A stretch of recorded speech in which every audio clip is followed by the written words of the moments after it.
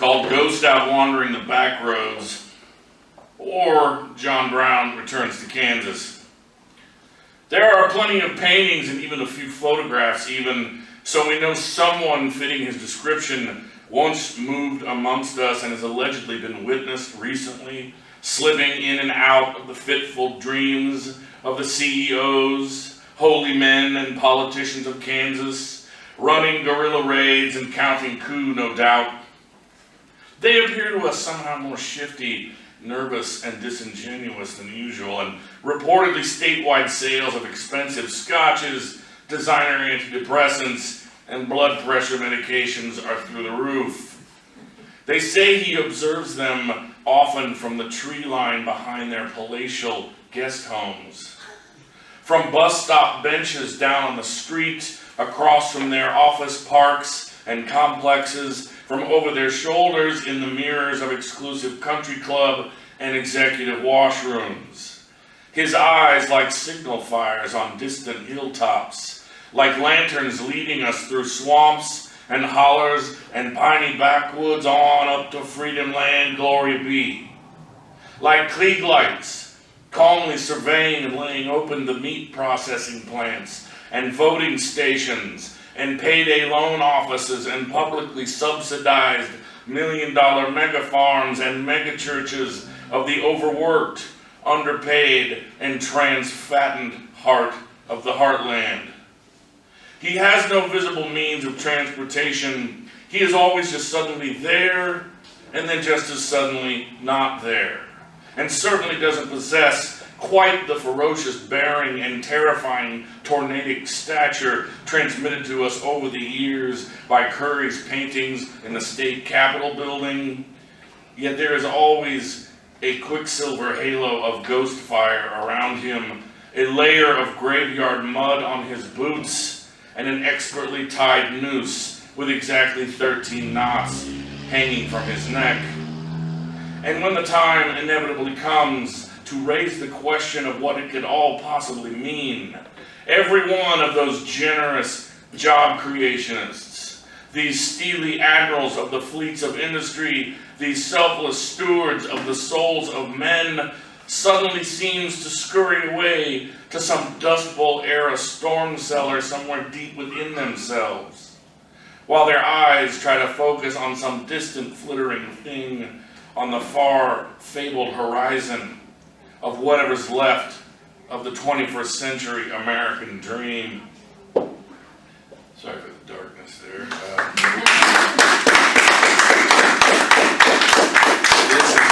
This is a poem about how we used to tour, which was 24 hours in a car to either the East Coast or West Coast, and that gets harder and harder. New York in 24 hours, or this one it's called The Gift of Fire, or Kansas City to Raleigh in 24 hours or less. The night is long and in full effect, and there's nothing but bad radio, stale coffee, and a bright 5-battery flashlight of a moon that's been keeping a steady pace with us ever since it came out from behind the clouds. Sometime around 4 a.m. we barely miss most of what must have been a buffalo or bear. A meandering trail of animal and automotive viscera visible here and there for nearly a mile along the road. But we keep on keeping on anyway, while a suddenly renewed and invigorated sense of purpose, the radio low, and everyone in the car suddenly adrenalized, awake and alert for anything else the universe might unexpectedly hurl our way, be it deer, cop, phantom hitchhiker, or 24-hour truck stop. But inevitably we are forced to answer nature's shrill and relentless call and pull our clearly ill-advised and poorly planned cross-country pilgrimage over to the side of the highway, where there surely must be all manner of nightmarish caricatures and creatures lurking just out of the reach of the lone guttering torch of our dome light. And it would appear that we have officially arrived at that same time of night, inversely proportionate to however many miles one is away from home and how many miles one still has left to go, when the far-off, way-out voices of hellfire preachers and UFO abductees cackle and whisper in and out of the troughs and peaks of static foaming from the car's stereo speakers, out and out into the great starry firmament surrounding us. When the icy breath of the cosmos whispers dirty jokes and grand unifying conspiracies at the backs of our necks. When unsettling thoughts and inexplicable intuitions of eternal recurrence begin to smolder and smoke inside our minds, and we just know somehow that we've all been here before, right here, on this very spot or one indistinguishable from it, same time of dark, eerie pre-dawn morning, pissing in a ditch by the side of a highway, and every one of us can't help but contemplate, however briefly, at least some of the great existential metaphysical mysteries and conundrums that have stalked our species ever since that evolutionary leaping off point of no return, when we discovered that for all its many gifts, fire is still the originator of the long, snaky shadows that it casts and causes the dark around us to grow only darker. I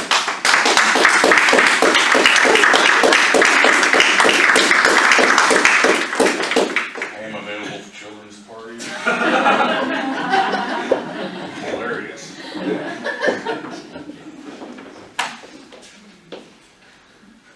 This is called, this is a book that I actually completed on my first tour. I've spent about 6 months out of the year at the OAC and 6 months in Salina, and somehow still managed to find a month or two to spend in Kansas City, which is Spartan Press is actually based out of, but it pretty much goes wherever I go. And this was written, all these poems, while I was out of the OAC. This is called Zeus X Mechanica, or Broken Down Truck Stuck in the Weeds. Starts with a Tom Waits quote, "Got no spare, got no jack, you don't give a shit, you ain't ever going back." Some days you feel like you've thrown a rod, like all four tires have gradually gone flat, like your body is riddled with rust and buckshot, like there's a beehive in your glove box and a family of mice living in your guts and you're okay with that. Like you're nothing more than a quasi-poetic cliche of a broken down truck stuck in the weeds by the side of a road hardly anybody seems to use anymore. A broken down truck abandoned right where it finally died. Finally gave up the automotive ghost for good this time. Who knows how many years ago by someone who finally just said, fuck it, lit a cigarette and walked away into the vast and starry planetarium of just another night in America, never to be seen around these parts again. Hell no, not if they could help it. This is, I find this hilarious. Thanks. It's called Dead Man Watching Soap Operas, and it's allegedly a true story. The irony wasn't so much that a mummified corpse was found reclining in a lazy boy in front of a television with a soap opera playing. One can imagine Days of Our Lives, or As the World Turns maybe, or even one of those spicy Telemundo telenovelas.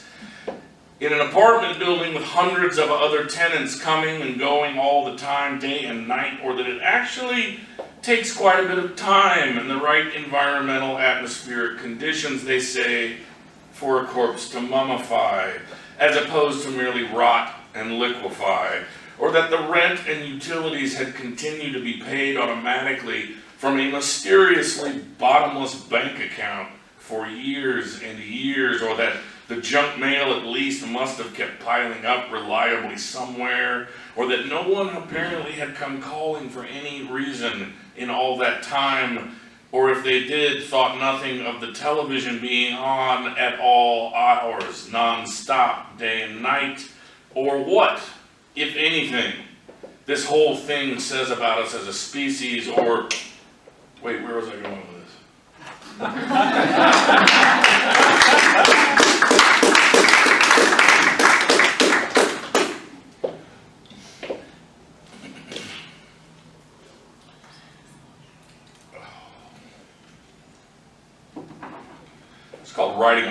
about smoking a pork butt in the rain all day while smoking a pork butt in the rain all day and writing a poem about.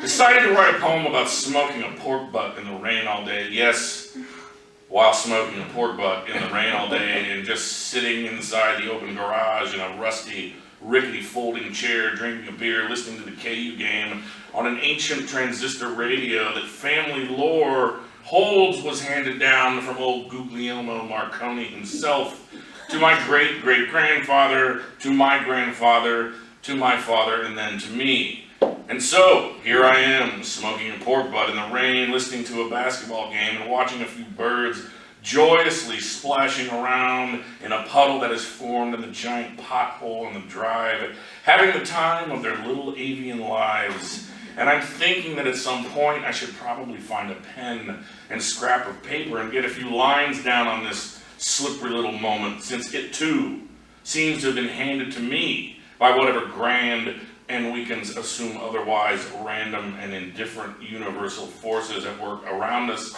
all the time, whether we know it or not. And so, as I was saying, here I am writing a poem about smoking a pork butt in the rain all day, while actually smoking a pork butt in the rain all day and writing a poem about smoking a pork butt in the rain all day while smoking a pork butt in the rain all day and writing a poem about smoking a pork butt in the rain all day, when I suddenly realized I've been trapped in some kind of anomalous temporal loop, like you read about sometimes in sci-fi fantasy novels, and no way to free myself, it seems. And then, just as I'm about to really start losing my mind, as they say, from somewhere, someone hollers, "That thing done yet?" And the only thing that bubbles up from what surely must be the most unfathomably deepest depths of me to the deceptively placid surface of the scene is, huh? I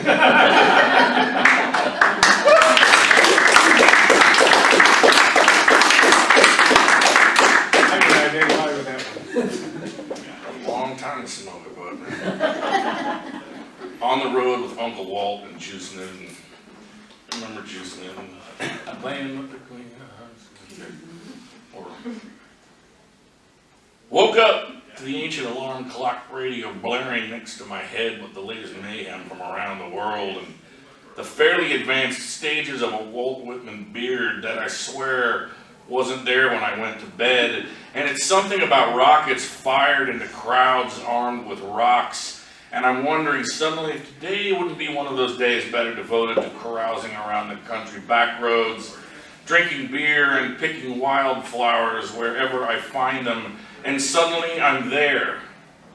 In a whirlwind of activity, it has been decided and enacted, and I'm driving down a classic American gravel road with fence posts to the left of me and telephone poles to the right, a stag tall boy between my legs, and Zeus Newton's playing with the Queen of Hearts of all things, crackling out of the AM oldies channel, and somehow I know all the words, yes, by heart, and I'm belting it out like I'm in the band, and all I've had for breakfast is half a bagel, some kind of B-complex vitamin, and a beer, thinking that I really should get that broken driver's side taillight fixed one of these days before my luck finally runs out.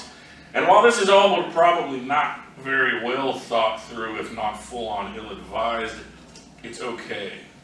Because the point is I'm here, and I have become the invisible, all-seeing eye of the poem. Maybe somebody else's poem, I don't know, roving about the classically bucolic American countryside, tethered to nothing and beholden to no one. And I'm thinking how I'd love to have old Uncle Walt in the passenger seat next to me, singing along to Zeus Newton, or hanging his smiling head out the window like a golden retriever or yellow lab, drunk and delirious on the wind and the sun, or standing next to me, laughing like madmen as we piss all our worldly cares away in a roadside ditch, with wildflowers in our hair, wildflowers in our pockets, wildflowers in our fast approaching afternoon nappy time dreams.